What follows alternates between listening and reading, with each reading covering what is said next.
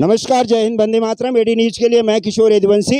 इस समय हम अंधेरी के चतवानी हॉल में हैं और यहाँ पर अंधेरी के बीजेपी के एक बहुत ही अच्छे नौजवान नेता सुनील यादव का, जिनका पिछले साल आज ही के दिन स्वर्गवास हुआ था, उनकी आज यहाँ पर बरसी मनाई जा रही है और उनके कुछ चाहने वाले, उनके परिवार के लोग यहाँ पर इकट्ठा हुए हैं और आज उनको यहाँ पर श्रद्धांजलि दी जा रही है। और कुछ लोगों से हम बात करना चाहेंगे। सबसे पहले हम भाभी जी से बात करेंगे कि एक साल पहले जब सुनील भाई का देहावसान हुआ था, उस समय में और आज के समय में आपका ये दिन कैसे बीता? भाभी जी, पहले ये बताइए कि सुनील भाई के ना होने से आपके जीवन में और इस अंधेरी के जीवन में क्या फ़र्क पड़ा है? अंधेरी के जीवन में तो जैसे पूरी अंधेरी की जनता आज उनके बिना और उनके मार्गदर्शन के बिना एकदम सुनी हो गई है। और मेरा कहाँ जाना, तो मेरा सब कुछ उनके साथ ही, मतलब जो मेरा माँ बाप जो सब थे तो सब उनके पास ही था। इसके लिए अभी कुछ बोल नहीं सकती मैं। उनके चाहने वाले हजारों की संख्या में यहाँ हम देख रहे हैं। उन लोगों से आप क्या संदेश देना चाहती हैं? सुनील भाई के बारे में क्या कहना चाहती हैं, अपने दिल की बात? बस मुझे इतना ही कहना है कि जो सुनील जी ने मार्गदर्शन सबको किया है और सबको इकट्ठा करके रखा है, तो मैं चाहती हूँ अंधेरी की जनता सब उनकी राह पर ही चले। बस इतना ही मैं करना चाहती हूँ। चलिए, ठीक है।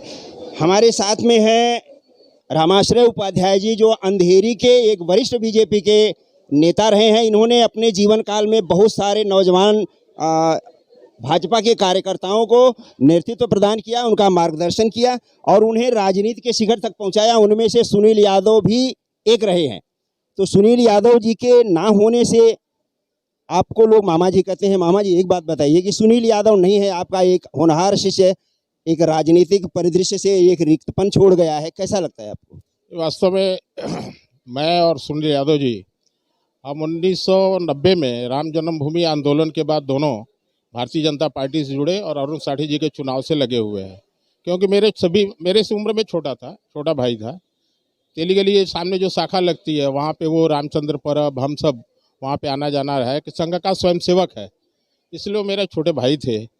और बीजेपी में आने के बाद में, और विशेषकर मैं आपको बता दूं कि जब राम जन्मभूमि आंदोलन के बाद उसमें एक इतना जबरदस्त निखार आया और वो राजेश भाई के साथ लगातार काम में जुड़ा रहा। और भारतीय जनता पार्टी का खास करके तेली गली में, उस समय तो हम लोग छोटे थे, 25-30 साल के था, वो भी छोटा था, हमसे भी छोटा था, 17-18 साल का रहा होगा। तो तेली गली में उन्होंने भारतीय जनता पार्टी का जो पौधा है, उसको जो आज बट वृक्ष का रूप आप देख रहे हैं, उसमें सुनील यादव का बहुत बड़ा योगदान है।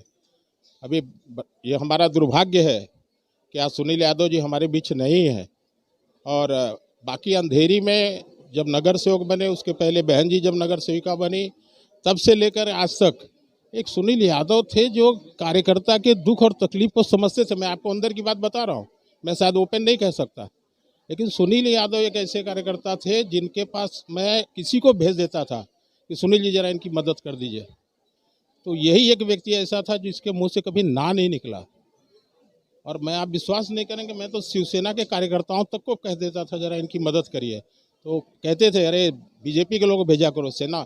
हमने कहा नहीं, अब हम जो काम कर रहे हैं इसमें हम ये नहीं कर सकते भाई, सेना और बीजेपी। तो इस तरह से सुनील यादव का जो सेवा कार्य था बहुत विस्तृत था।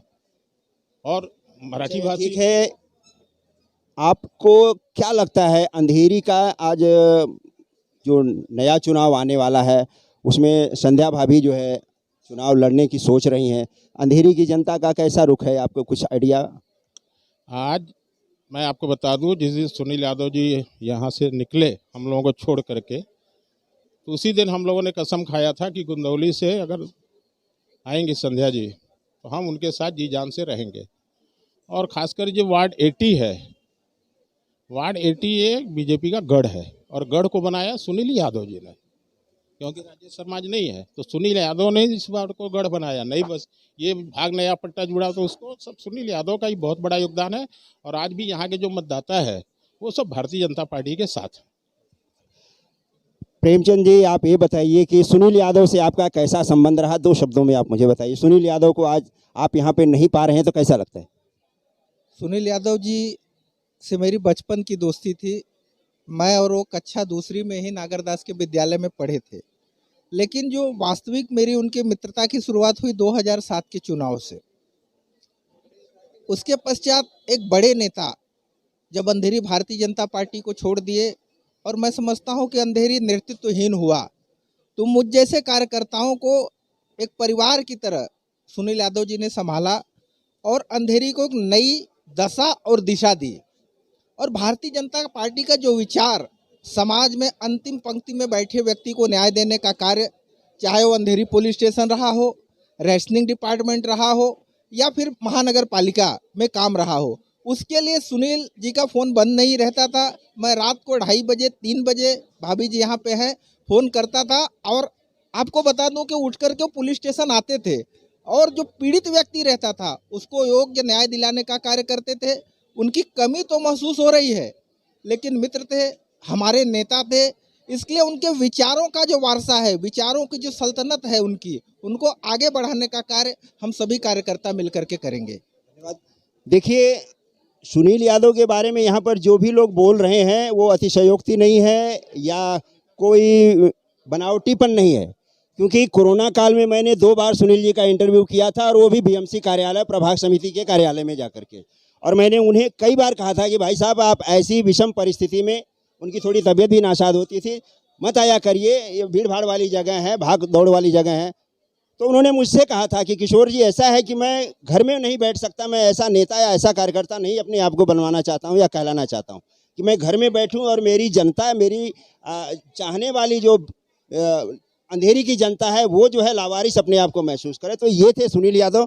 हमारे साथ में है दिनेश सिंह। दिनेश जी, आप भी साथ में उनके एक तरह से बचपन के दोस्त रहे हैं, हम उम्र रहे हैं, कैसा लगता है सुनील जी का आज यहाँ पर नहीं होना? भाई साहब, सुनील जी के जाने के बाद मैं 2 ही लाइन में कहना चाहूँगा कि दुनिया में बहुत कम लोग होते हैं जो अल्पायु में दीर्घ जीवन जी जाते हैं। ऐसे रहे सुनील भाई, जिनका जीवन समय से पहले गए, लेकिन अपने जीवन को लंबा करके गए अपने कृतित्व से। भारतीय जनता पार्टी के एक निष्ठ कार्यकर्ता के रूप में, चाहे संघ के एक स्वयंसेवक के रूप में, उनकी प्रत्येक भूमिका और जगत में फिर आने के बाद उनके कृतित्व के आधार पर उन्हें पद भी मिला।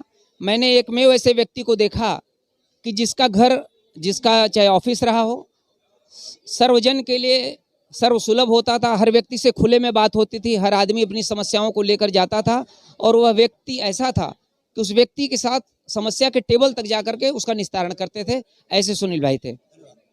हमारे साथ में हैं राकेश तिवारी जी, उनके व्यक्तिगत सचिव रह चुके हैं और उनके कंधे से कंधा मिलाकर इन्होंने अपना वो नगर सेवक का 2 कार्यकाल जो है ये किया है। राकेश जी या सुनील भाई नहीं है, कैसा महसूस होता है आप? परिवार का मुखिया अगर साथ छोड़ दे तो जो महसूस होता है, आप भी एक पारिवारिक व्यक्ति हैं, तो परिवार का मुखिया अगर साथ छोड़ के चला जाए तो जो अनुभूति होती है वही अनुभूति आज हो रही है कि उनके बिना हर चीज़ अधूरी है, ये सत्य है। परंतु उनके सानिध्य में सीखा पढ़ा कार्यकर्ता हूँ, उनके कार्यों में सहयोग करता हूँ, उनका सहायक रहा हूँ, इसलिए मैं निराशकता की बात नहीं करूँगा। जब से उन्होंने हमारा साथ छोड़ा है, हमने एक अलग संकल्प किया हुआ है कि जो कुछ उनसे हमने सीखा, जो कुछ उनसे सीखकर लोगों में हमने काम करना शुरू किया, वो सारा सरपस लगा के उनके धर्मपत्नी जो संध्या जी हैं आज हमारी घोषित उम्मीदवार हैं। इसमें कोई संकोच की बात नहीं है। किसी भी एन केन प्रकरण शाम दाम दंड भेद के साथ उनको नगर सेविका बना के महानगर पालिका के प्रांगण में भेजेंगे, ये हमने संकल्प किया है। और मैं उनका सहायक होने के नाते मेरे टीम में जितने भी लोग हैं, सभी लोगों का केवल एक ही संकल्प है, संध्या भाभी को महानगर पालिका में भेजना। वनिता जी, सुनील को आप भाई की तरह मानते थे, आप भी उनके साथ बहुत दिनों तक काम किया है आपने। आज सुनील भाई का नहीं होना कैसा लगता है आपको, क्या महसूस करते हैं? सुनील भाई का नहीं होना इसका मतलब आज हमारे बीच में वो तो नहीं है, लेकिन उनका नहीं होना बहुत कमी महसूस हो रही है। हर जगह पे कहीं जाते हैं तो ऐसा लगता है कि आज सुनील भाई रहते तो वो कार्यक्रम सक्सेस होता था। वो कार्यक्रम में कुछ कार्यकर्ता को उत्साह मिल जाती थी, और सुनील भाई न होने से हम लोग को तो बहुत नुकसान हो गया। अंधेरी में जाए तो किस नेता के पास जाए, और जैसे सुनील भाई को कभी भी रात को 2 बजे 1 बजे 3 बजे कभी भी फ़ोन करो तो वो हमेशा हमारे लिए अवेलेबल रहते थे।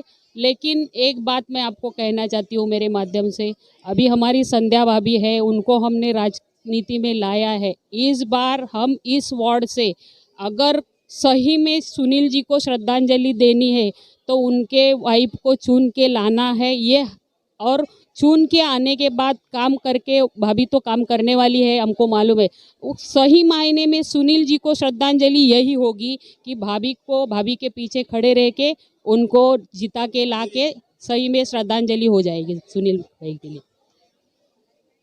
पांडे जी, आप सुनील भाई के बहुत ही वरिष्ठ कहें या घनिष्ठ कहें, सारे सहयोगी रह चुके हैं और आज अंधेरी बीजेपी के एक प्रमुख पद पर हैं। कैसा लगता है सुनील भाई का ना होना, यहाँ उनकी रिक्तता क्या आभास होता है? सुनील यादव की जो खाली जगह है कोई भर नहीं सकता है।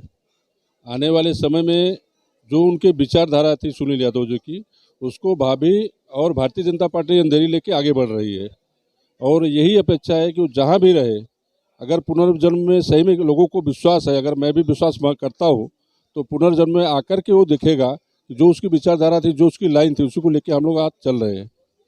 धन्यवाद। आपको कैसा लगता है सुनील भाई, आज आप नहीं हैं यहाँ पर, आप लोग श्रद्धांजलि देने वहाँ आए हैं 1 साल के बाद, उनकी कमी कैसे आपको महसूस होती है? मेरा नाम ममता ठाकुर है और मैं सुनील भाई को बहुत दिन से जानती हूँ, भाभी को बहुत अच्छे से जानती हूँ। सबसे बड़ा नुकसान जनता का हुआ है, भाभी का तो हुआ ही है, परिवार का हुआ ही है, लेकिन सबसे बड़ा नुकसान जनता का हुआ है। जनता जनार्दन के दिल में वो बसे थे, और जैसे वो खालीपन शायद कोई भर नहीं पाएगा। अभी भाभी के रूप में लोग मन को बना रहे हैं, वो करेंगी, मुझे पूरा विश्वास है वो करेंगी, लेकिन उनकी कमी कोई पूरा नहीं कर सकता है, तो काफ़ी हम लोग दुखित हैं। धन्यवाद। तो देखिए, ये अंधेरी के सुनील भाई के कुछ प्रमुख या चाहने वाले जो मेन कार्यकर्ता रहे हैं, वो जो है अपने दिल का उद्गार यहाँ पर कुछ व्यक्त कर रहे हैं। सर, आप अपना परिचय दीजिए, क्या कहना चाहते? अमीर अमरूती है, मैं उनका बचपन से 37 साल से फ्रेंड हूँ, मेरे बिल्डिंग में ही रहते हैं और हमारा एकदम घर जैसा भाईचारा है।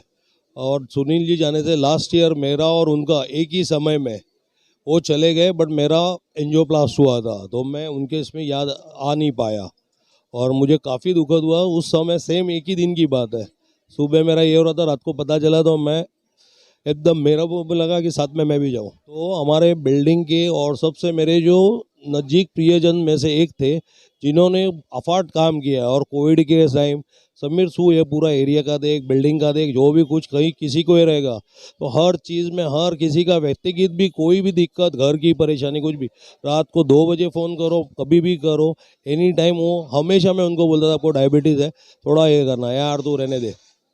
तो यानी उन्होंने अपना जो जीवन जो है जनता के समर्थ में अर्पित किया, बट उसका डेफिनेट है, मैंने लास्ट टाइम भाभी जी को भी बोला कि ये चीज़, इनकी जो कमी जो लोगों के बीच में जो ये है, उसको अपने को आगे बढ़ा के लेके जानी है, और आपको पार्लियामेंट में जल्दी से जल्दी अपने को आपको देखना है। बहुत अच्छा। देखिए, ये सुनील यादव के कुछ चाहने वाले समीर अमरुद्दीन जी, जो साथ में ही रहते हैं, पड़ोसी रह चुके हैं और हमदर्द जिसे कहा जाए, क्योंकि ये भी उस समय बीमार थे और सुनील यादव भी उस समय बीमार थे और दोनों का दर्द लगभग सेम था। और इस तरह से यहाँ पर जितने भी लोग आए हैं, सबका कुछ न कुछ जुड़ाव रहा है, कुछ न कुछ खास यादें रही हैं सुनील यादव को लेकर के, जो आपके सामने यहाँ पर लोगों ने व्यक्त किया। मेरे चैनल को लाइक, शेयर और सब्सक्राइब करिए। मेरे नीचे दिए हुए नंबर पर आप मुझसे कभी भी संपर्क कर सकते हैं। आप भी अगर कुछ कहना चाहते हैं तो निसंकोच होकर के मुझसे संपर्क करिए। एडी न्यूज़ के लिए मैं किशोर यदुवंशी। नमस्कार, जय हिंद, वंदे मातरम, धन्यवाद।